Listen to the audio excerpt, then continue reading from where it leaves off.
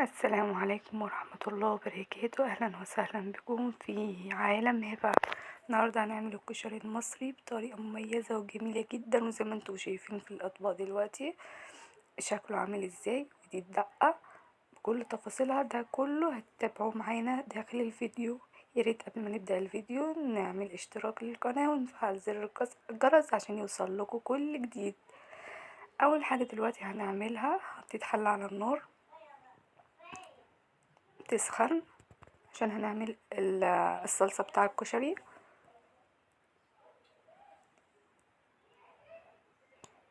اول ما هتسخن معايا كده هنحط شوية زيت، وبعدين هننزل في قلب الحلة بمعلقة من الثوم.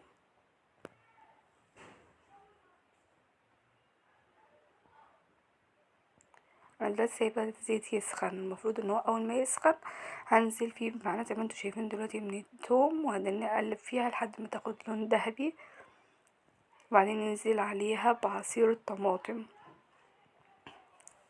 هو الكشري المصري المفروض اللي هو من اسهل الوصفات، بس هو المشكلة ان هو ايه، طويل شوية، طويل ومواعين كتير وحلل كتير.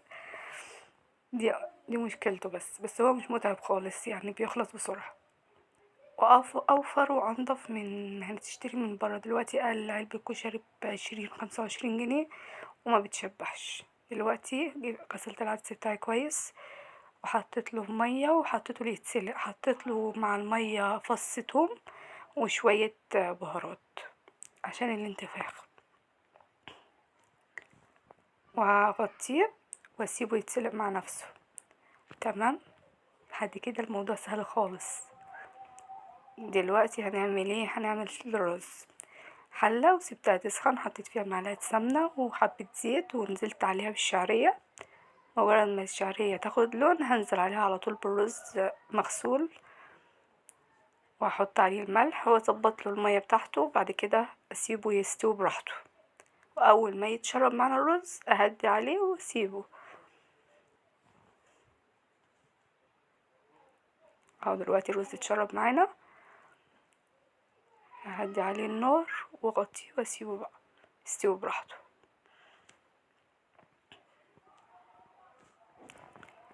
وبعد كده قطعت البصل حلقات حلقات زي ما انتوا شايفين، حلقات رفيعة خالص عشان يقرمش معانا. شوف سمكها رفيع خالص.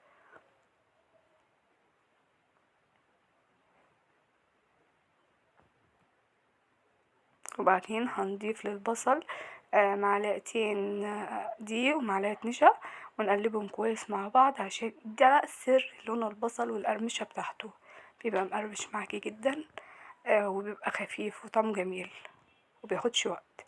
دلوقتي العدس كان خلاص خلص، صفيته وحطيته في طبق هنعينه على جنب دلوقتي. والتقلية خلاص، الصلصة خلاص اتسبكت، وادي البصل، وده الرز بتاعنا خلاص بيستوي خلاص، يعتبر خلاص استوى. يبقى فاضل لنا كده ان احنا نحمر البصل ونعمل الدقة ونسلق المكرونة.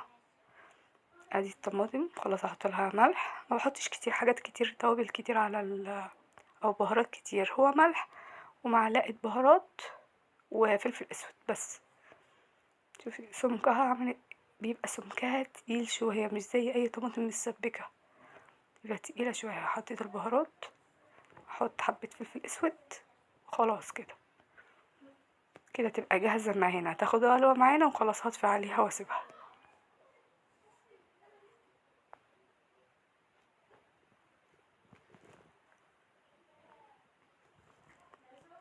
هنحط بقى طاسة على النار ونحط فيها شوية زيت عشان نحمر البصل. اول ما تسخن الزيت لازم يسخن كويس عشان نبتدي نستخدمه. البصل هنحطه نحمره،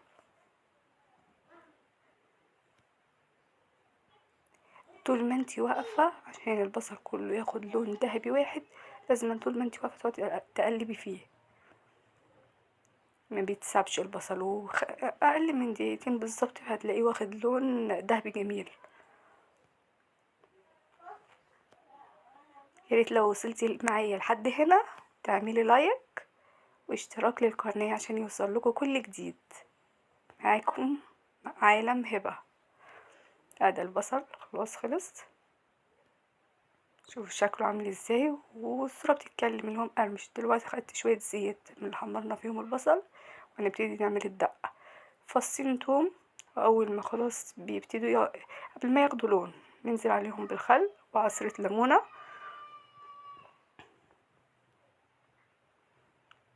وبعدين هنحط 3 معالق من الصلصة اللي احنا عملناها،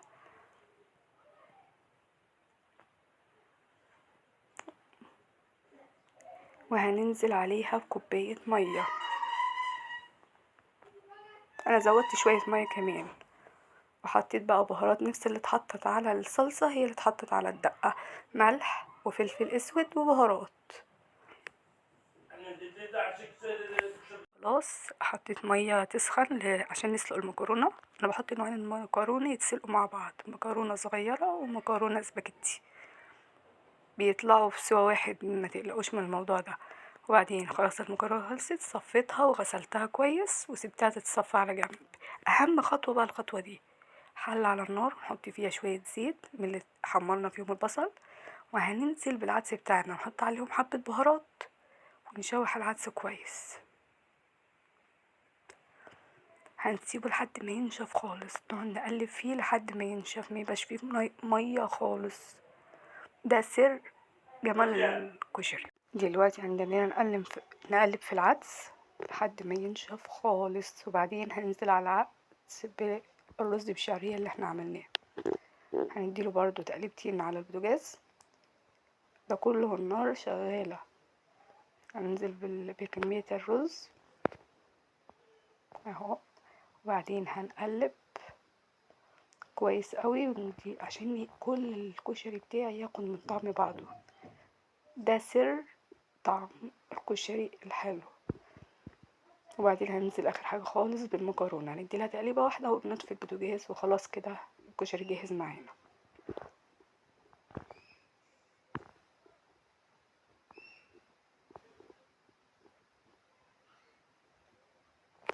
خلاص كده الكشري جاهز معايا على التقديم على طول.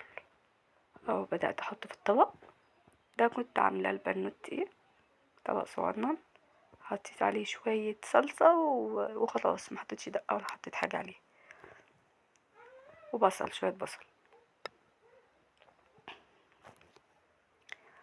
بصوا بقى حلاوه الكشري، الطبق بيتحدث عن نفسه،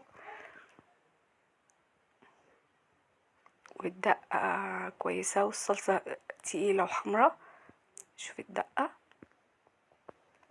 لونها جميل خالص. ياريت لو وصلتوا لحد هنا في الفيديو تعملوا لايك واشتراك للقناة. السلام عليكم ورحمة الله وبركاته.